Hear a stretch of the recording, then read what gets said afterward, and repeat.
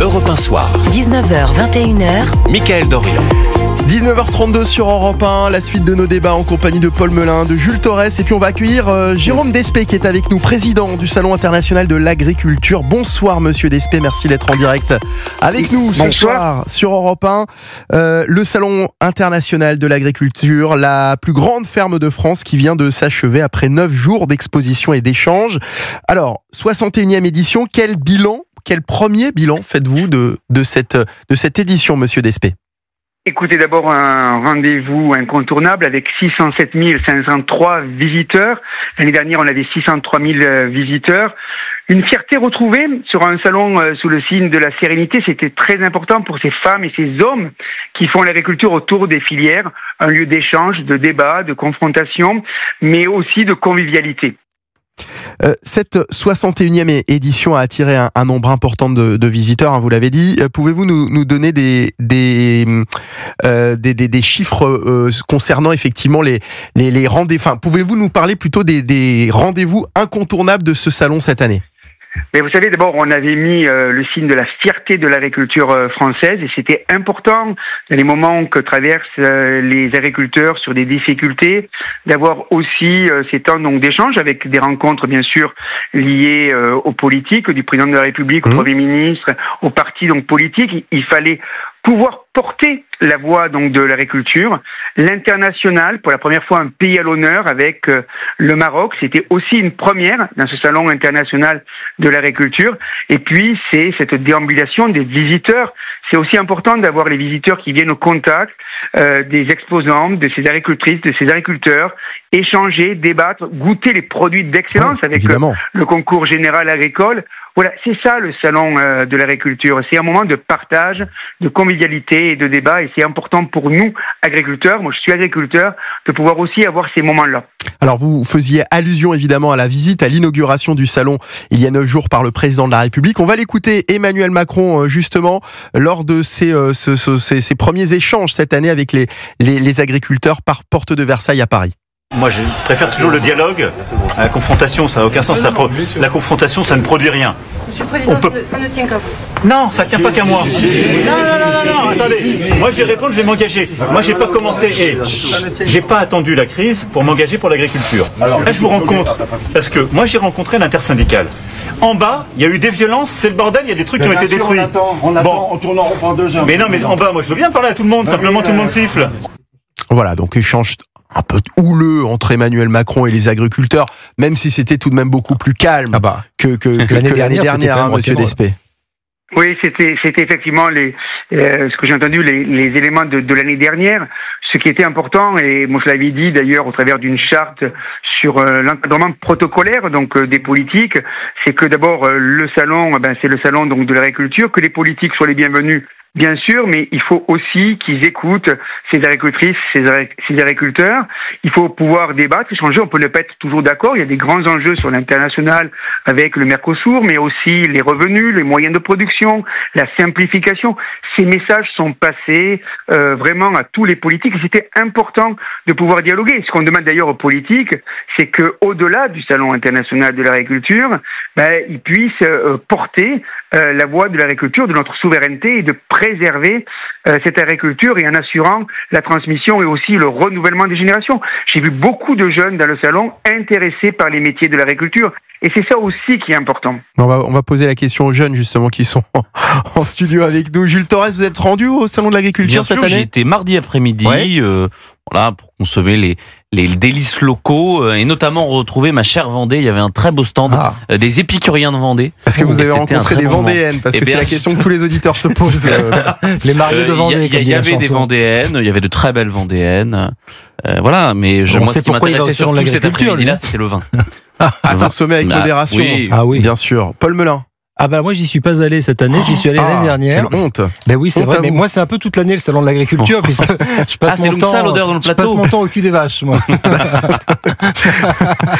Enfin, c'est comme ça que c'est comme ça que vous les appelez. Non, alors on va rectifier tout de suite avant qu'il y ait une mauvaise polémique. Je parle bien des vaches des Deux-Sèvres, notamment de la race partenaise par exemple. Voilà, c'est une allusion à notre ancien président Jacques Chirac effectivement. Absolument. C'est mon côté chiracien. C'est votre côté chiracien. Alors pour la première fois monsieur Despé, une agriculture l'agriculture étrangère a été mise à l'honneur cette année, c'est celle du Maroc. Qu'est-ce qui a motivé ce choix? Quels ont été les points forts de cette rencontre avec le Maroc au salon? Écoutez, moi je voulais que le I du Salon international d'agriculture soit mis en pratique, et c'est pour ça qu'on a eu un pays à l'honneur qui est le Maroc, un pays donc ami. Le but, c'était de favoriser des échanges. Nous avons des échanges qui sont favorables, je pense aux grandes cultures, je pense à l'élevage, et des échanges qui sont plus défavorables, je pense aux producteurs de tomates. Et moi, mon but, c'est de faire dialoguer les producteurs de tomates français avec les producteurs de tomates marocains, et ils ont établi l'initiative de mettre en place une charte pour permettre de parler de saisonnalité, de régulation.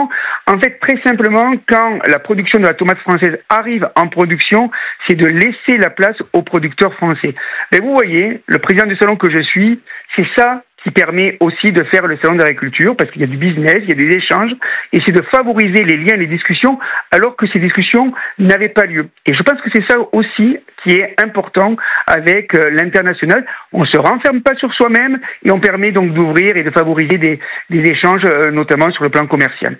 Merci beaucoup Jérôme Despé d'avoir été avec nous. Je rappelle que vous êtes président du Salon international de l'agriculture. Merci d'avoir été avec nous ce soir sur Europe 1. On l'a compris aussi, Paul Melun, un salon plus calme que l'an dernier, avec évidemment, on se souvient des tensions entre politiques, entre gouvernement et agriculteurs lors du salon, lors de l'édition 2024 en pleine crise paysanne. Cette année, on était moins confrontés à ce problème-là. Oui, bien sûr, mais vous savez, les agriculteurs sont pas des professionnels de la lutte sociale ou du mécontentement, ou lorsqu'ils se sont mobilisés l'année dernière, ça n'était pas par caprice, c'est parce qu'ils avaient de bonnes raisons de se mobiliser. Moi, je les soutenais, notamment sur les accords de libre-échange. Et comme la majorité des Français. Absolument. Vous avez raison de le préciser, c'est important. Ils avaient le soutien d'une écrasante majorité de nos compatriotes qui aiment leurs agriculteurs.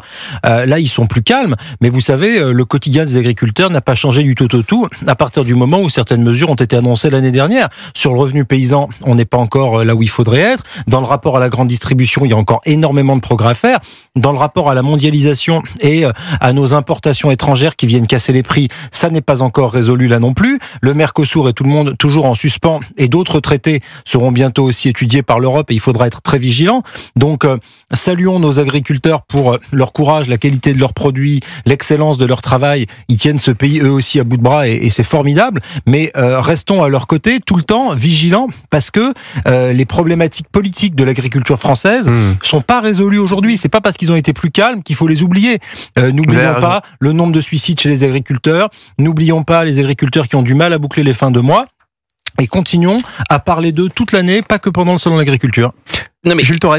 Là, moi, ce que j'ai apprécié dans ce salon de l'agriculture 2025, c'est que justement, les politiques étaient beaucoup moins présents, beaucoup moins dans la lumière, beaucoup moins dans les caméras, et donc la vraie star de ce salon de l'agriculture, eh bien, c'était Houppette, la vache égérie, c'était les viticulteurs, c'était toutes les personnes, voilà, qui ont participé à ce salon. Derrière de oui, Houppette, je sais, j'ai toujours mon casque de scooter malheureusement qui m'oblige à avoir ce petit épi. Comme ça, je vous remercie, Michael. Là, vous m'avez descendu ma cote. Non. Mais voilà, c'était vraiment les personnes, les membres importants de ce salon qui ont été les stars de ce salon, et ça, il faut s'en féliciter. C'est d'ailleurs pour ça qu'il y a plus de 600 000 personnes qui se sont rendues au salon de l'agriculture pendant cette dizaine de jours. Bon, j'aimerais qu'on revienne à présent. On évoquait évidemment ce sujet tout à l'heure avec Hervé Morin, qui était notre invité, qu'on revienne sur ce sommet des dirigeants européens réunis à Londres autour de Volodymyr Zelensky, une réunion prévue depuis plusieurs jours, qui a pris, on le disait, une toute autre tournure après la rencontre de vendredi à Washington entre Donald Trump et Volodymyr Zelensky. Jules Torres, l'Europe semble chercher à s'émanciper des États-Unis sur le plan de la sécurité. Sauf qu'en Ukraine, on comprend que sans les États-Unis, ça ne fonctionne pas. Mais enfin, il faut que les pays européens se réveillent. Moi, malheureusement, Paul parlait tout à l'heure du parasol américain. Moi, j'ai peur qu'on change le parasol américain en un parasol fédéraliste européen. C'est-à-dire qu'Hervé Morin l'a très bien dit, il nous faut des nations fortes, des nations souveraines pour que l'Europe se réveille. Ça ne passera pas par un fédéralisme, ça ne passera pas, à mon avis, par la Commission européenne ou par l'Union européenne. Ça passera par des nations fortes, des nations puissantes. On voit aujourd'hui que le Royaume-Uni est plutôt sur cette position-là. C'est pas un pays de l'Union européenne. Il faut aller avec le Royaume-Uni puisque ils sont un lien direct avec les États-Unis aujourd'hui. C'est la seule grande armée du continent. La France a toute sa carte à jouer. C'est la seule industrie de défense aujourd'hui en Europe. On est capable de fabriquer des missiles, on est capable de fabriquer des blindés, on est capable de fabriquer des canons César. Donc voilà, il y a aujourd'hui au sein du continent européen toutes les ressources pour créer non pas une défense européenne mais en tout cas créer des États forts qui puissent protéger non pas l'Ukraine mais protéger son territoire, puisque on a bien compris aujourd'hui que la menace existentielle elle était revenue et elle est aux portes de l'Europe et elle s'appelle la Russie qui est l'agresseur de l'Ukraine. Il faut encore le rappeler, mais ça ne passera pas, il faut le dire, par le fédéralisme européen. Et moi, en tant que souverainiste, et je pense que Paul est plutôt sur cette ligne-là, que les pays européens se réveillent après la France, parce qu'il faut quand même le dire que depuis que Sébastien Lecornu est à l'hôtel de Brienne, il a à chaque fois fait augmenter le budget de ses armées. Donc il faut quand même le dire. Mais la vérité de la France et la vérité du Royaume-Uni, c'est malheureusement pas celle, par exemple, de l'Allemagne, c'est pas celle des pays de l'Europe du centre. Et donc c'est à eux aujourd'hui d'augmenter leur budget défense pour qu'on puisse avoir des États souverains, des États forts face à toutes les menaces qui sont face à nous. Alors on va poursuivre cette discussion dans un instant. Je vous donnerai la parole, bien sûr, Paul Melun. On lui donnait pas trop la parole parce que sinon je vais rectifier quelques approximations que j'ai la commise. Voilà, comme ça c'est un excellent teasing, Paul Melun. 19h43 sur Europe 1 et on retrouvera bien sûr Brandon Warrett pour le journal permanent. À tout de suite.